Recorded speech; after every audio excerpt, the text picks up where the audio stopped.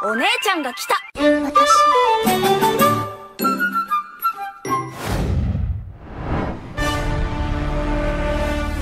Sang peringkat pertama iblis bulan atas Kokushibo dikatakan sama seperti para iblis lain, dia dulunya juga merupakan seorang manusia, bahkan pernah menjadi seorang pemburu iblis bernama Michikatsu Sugikuni alias saudara kembar dari Yoriichi Sugikuni, sang pemburu iblis legendaris.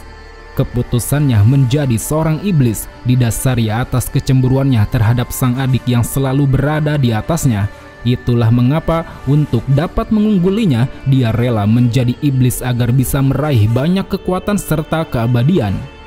Sebagai seorang iblis, Kokushibo memiliki ciri khas fisik yang sangat unik. Dia memiliki 3 pasang mata di wajahnya, tanda merah di atas dahi dan bawah dagunya, serta pakaian samurai yang membuatnya terlihat begitu gagah dan bermartabat.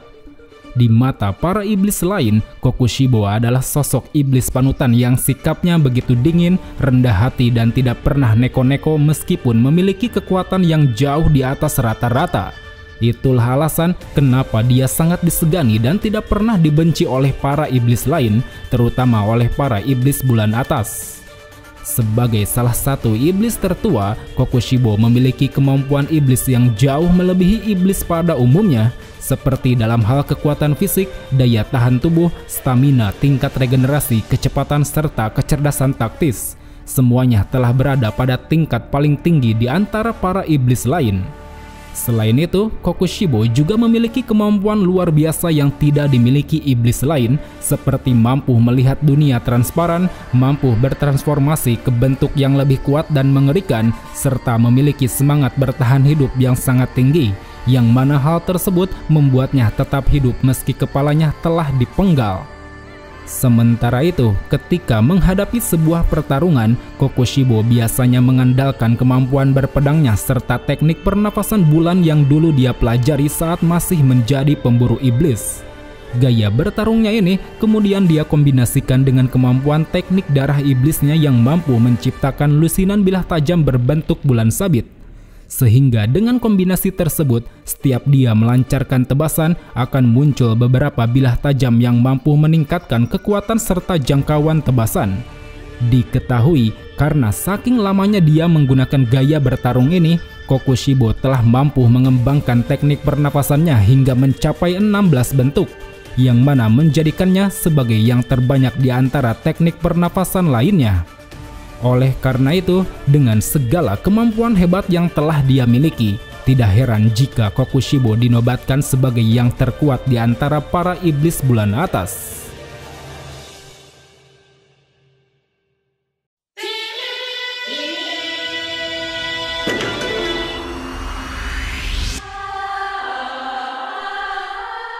Sekitar 400 tahun yang lalu, tepatnya pada zaman Sengoku, Kokushibo dulunya merupakan seorang manusia bernama Michikatsu Sugikuni.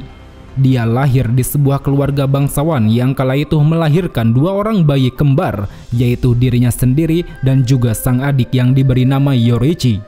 Bagi keluarga bangsawan tersebut, kelahiran bayi kembar rupanya merupakan sebuah pertanda buruk karena akan menimbulkan pertikaian dalam pewarisan tahta suatu hari nanti. Apalagi salah satu bayi, yaitu sang adik, terlahir dengan memiliki tanda aneh di dahinya, yang mana hal itu membuat sang ayah berpikir untuk membunuhnya. Tapi karena sang ibu tidak setuju, akhirnya mereka pun sepakat daripada membunuh bayi tersebut, akan lebih baik jika mengirimkannya ke kuil saat umurnya sudah menginjak 10 tahun. Atas kesepakatan tersebut, kedua bayi kembar itu pun dibiarkan hidup dan tumbuh bersama. Tapi walau mereka bersaudara, perlakuan yang mereka dapatkan sungguh berbeda, baik dari pemberian kamar, pakaian, pendidikan maupun makanan. Michikatsu sebagai pewaris tahta yang diandalkan sangat diperlakukan secara spesial. Dia bahkan diberi pelatihan khusus dalam berpedang agar kelak menjadi seorang samurai yang hebat. Sedangkan Yoriichi sebagai anak yang nantinya akan dikirim ke kuil untuk menjadi biksu sangat diperlakukan begitu rendah. Bahkan dia ditempatkan di dalam kamar sempit yang berukuran 1,5 meter persegi.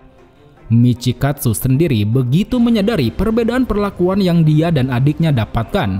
Tapi meski begitu, dia tidak bisa berbuat apa-apa karena dari apa yang dia lihat, Yoruichi memang seperti anak yang tidak bisa diandalkan. Setiap kali dia perhatikan, adiknya tersebut pasti selalu menempel pada sang ibu seakan menunjukkan ketidakberdayaannya.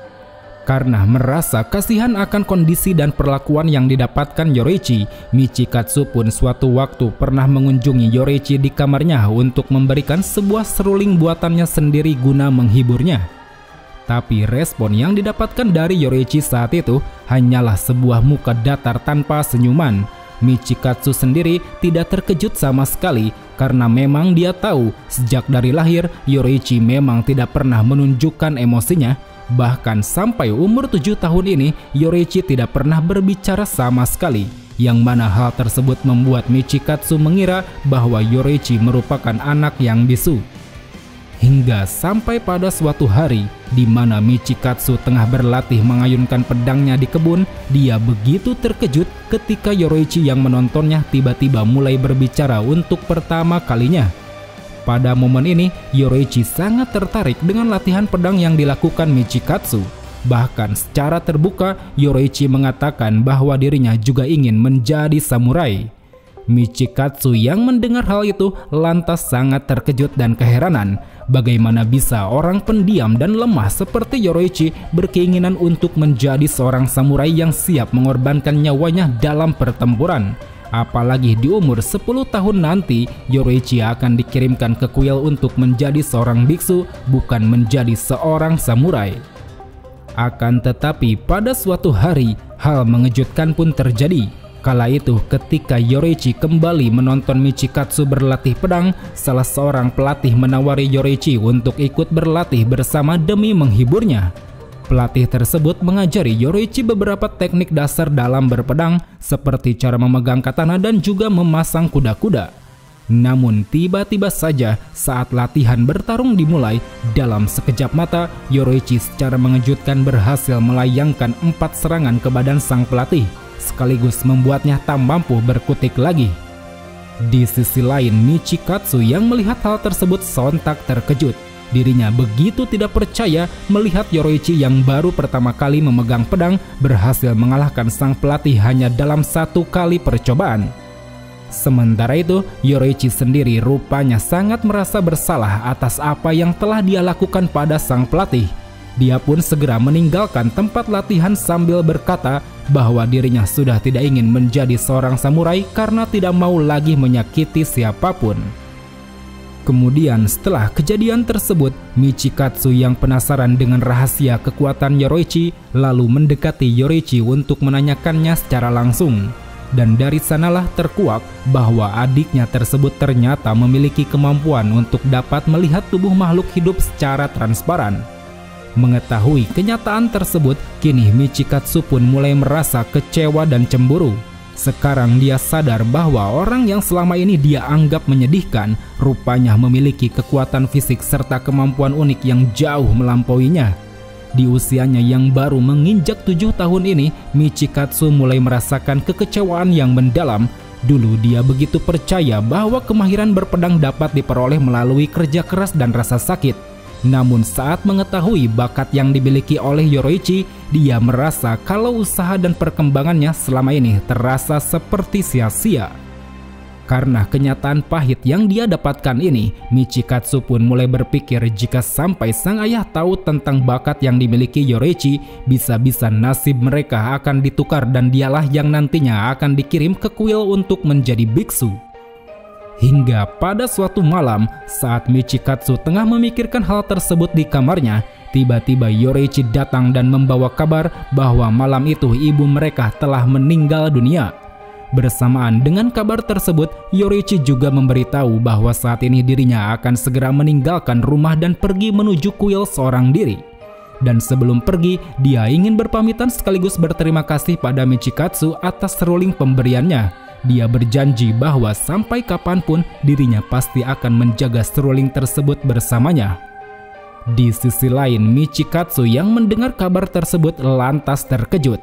Tapi di luar dari kabar meninggalnya ibu mereka, yang lebih membuatnya heran kala itu adalah sikap Yoruichi yang terlihat sangat senang dan begitu menghargai hadiah seruling pemberiannya. Karena menurutnya seruling tersebut baginya hanyalah sebuah barang sepele yang tidak begitu bernilai. Lalu setelahnya, selepas kepergian Yoruichi, beberapa hari kemudian Michikatsu menemukan catatan harian sang ibu yang berisi berbagai kenyataan yang selama ini tidak dia ketahui. Dalam catatan itu tertulis bahwa Yoruichi sebenarnya sudah tahu bahwa jika kemampuan terpendamnya diketahui, maka kemungkinan besar Yoruichi akan menggeser Michikatsu dari calon pewaris tahta. Dan karena hal tersebut, Michikatsu pun kini tahu alasan mengapa Yoruichi meninggalkan rumah kemarin malam, yaitu untuk melindungi dirinya dari pertukaran calon pewaris tahta. Dan tak hanya itu saja, dalam catatan tersebut juga tertulis bahwa selama ini rupanya Yoruichi telah mengetahui segala hal tentang penyakit sang ibu yang mana melemahkan sisi kiri tubuhnya. Dan dari hal tersebut pula, Michikatsu kini paham kalau ternyata selama ini Yoruichi tidak hanya sekedar menempel manja pada sang ibu, melainkan adalah untuk membantu sang ibu menopang tubuhnya. Setelah mengetahui rentetan kenyataan tersebut, Michikatsu pun lantas merasa lebih terpukul. Tidak hanya kalah dalam hal kekuatan dan kemampuan, dirinya juga tertinggal dalam hal kepekaan, kecerdasan, serta kemuliaan sikap dari Yoruichi. Dan karena hal tersebut, sejak saat itu Michikatsu pun mulai dilahap oleh api kecemburuan yang sangat mendalam. Jauh di dasar hatinya, dia sudah tenggelam dalam kebencian terhadap Yoruichi, sang adik kembarnya sendiri.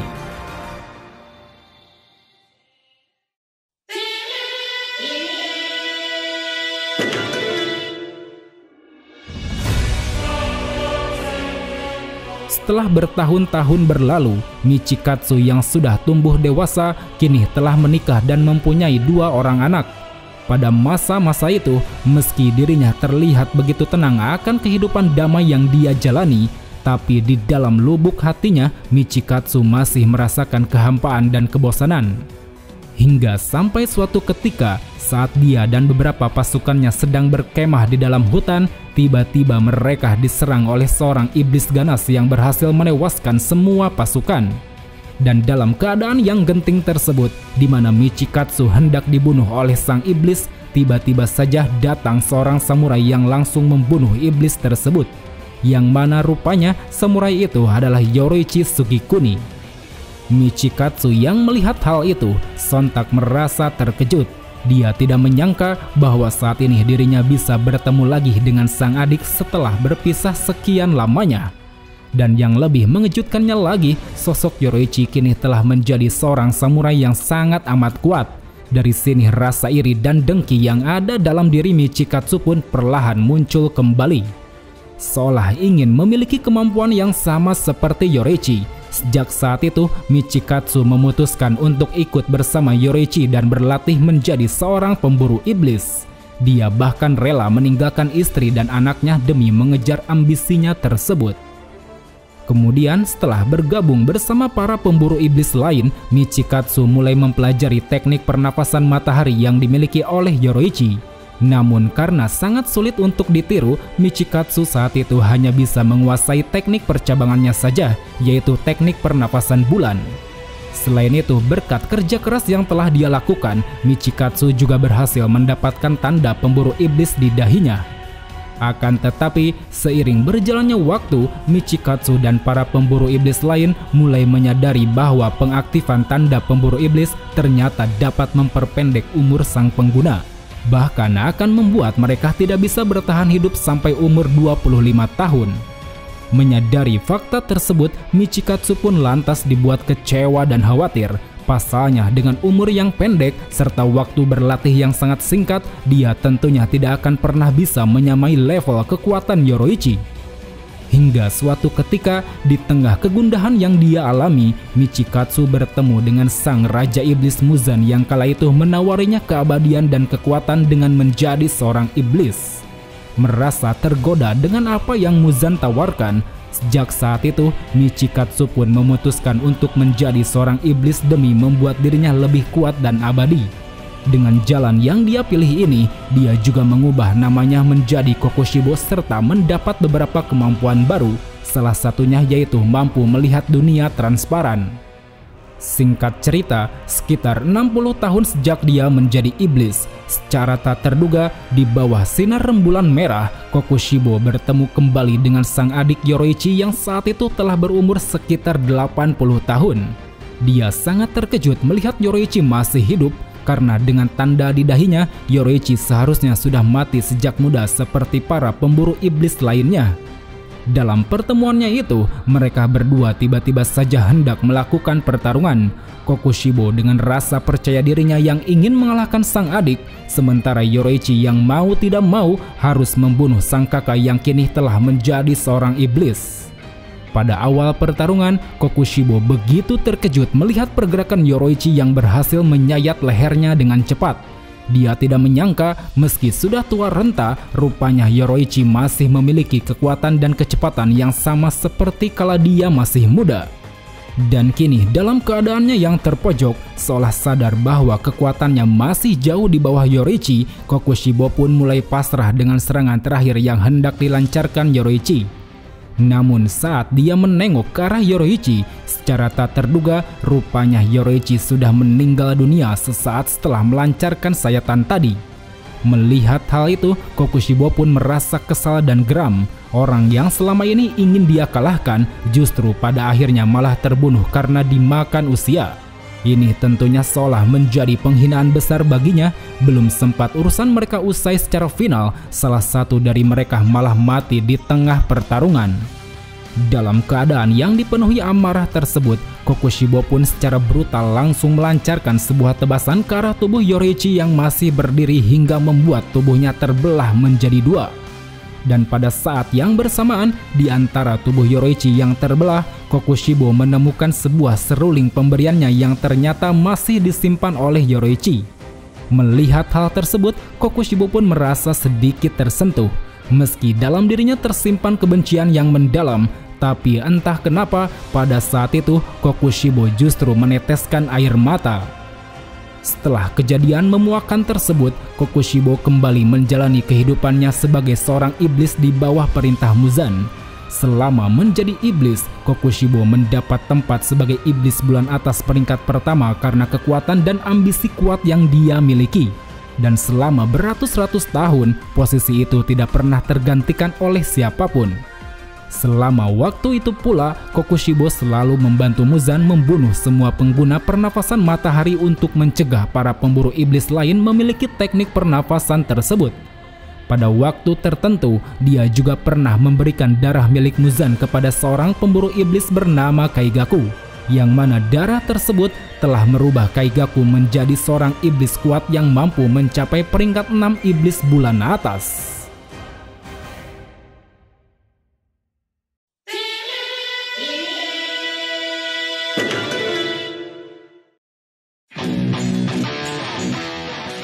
Pada pertempuran akhir yang terjadi di kastil tak terbatas, di mana Muzan dan bawahannya berperang melawan para pemburu iblis, Kokushibo terlibat bentrokan dengan beberapa orang Hashira sekaligus.